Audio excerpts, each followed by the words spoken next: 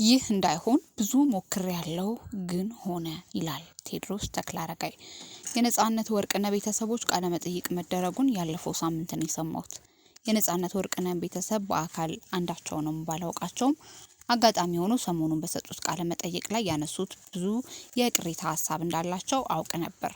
በመሆኑም ቃለ መጠይቁ መሰራቱን እንዳወቁ ከእንዳልክ አሰፋ ጋር በመነጋገር ለጊዜው መተላለፉ እንዲዘገይና ቤተሰቦቹ ከጓደኞቹና ባለቤቱ ጋር ያላቸው ልዩነት በውይይትና በመግባባት እንዲፈታ ለማድረግ ብዙ ሞክሬያለሁ። ባለፈው አርብ ምሽት ይለቀቅ የነበረው ቃለ መጠይቅ እስከ ማክሰኞ የዘገየው በዚህ ምክንያት ነው።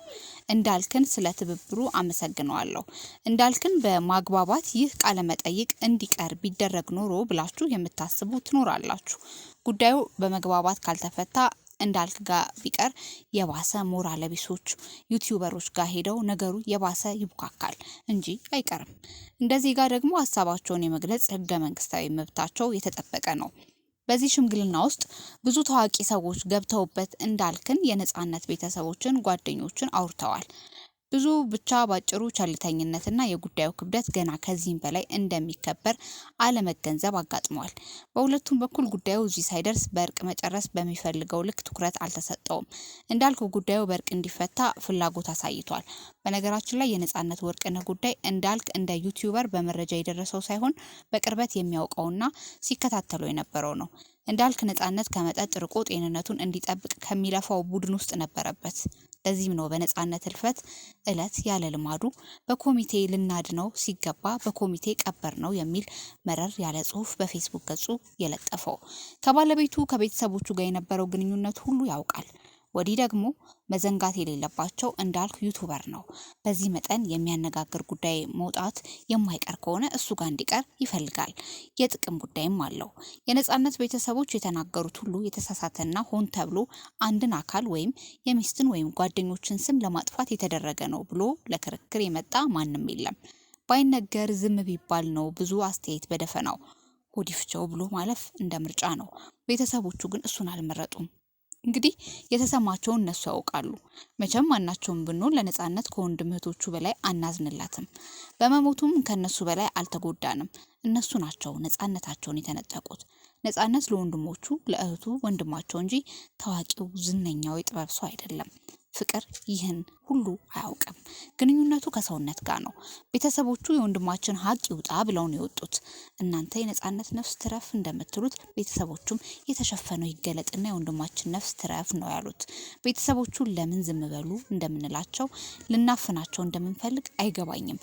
ቢያስፈልግ እንኳን የተናገሩት ልክና ስህተት መፈተሽ እንጂ እንዴት በጅምላ እንደሚፈረድም አላውቅም። ለነገሩ በደቦ ሰው የሰቀለልን ሰዎች ነን። ከደቦ ሀሳብ ፍርድ ምን እንደሚያወጣን አይታወቅም። መማር እንዳይባል ተምረናል በምንለው ይብሳል። አንዳንዶች የነጻነትን ቤተሰቦች እስከዛሬ የት ነበሩና አሁን የሚናገሩት ይላሉ። እስከዛሬ መቼ ነው? ነጻነት ሳይሞትም ራሱ ባለቤቱ አለ። መናገር አይችሉም። ከመቶ በኋላ የተፈጠሩትን መቼ ቢናገሯቸው ነው ተገቢው ጊዜ የሚሆነው? ሳይቀበር ወይስ ከቀብር መልስ? በሰልስቱ ወይስ በአርባው ወይስ ደግሞ ሐውልቱ ከተመረቀ በኋላ? መጨረሻ የለውም ብዬ ነበር ለማለት አይደለም። ነገሩ አንዴ ከመጣ መመለሻው ስለሚከፋ እባካችሁ ይህ ነገር በአስቸኳይ በመነጋገር ይፈታ ብዬ ከጀርባ ሆኜ በተለያዩ ወዳጆች አስለምኛለሁ። እኔ መሆኔን አያውቁም።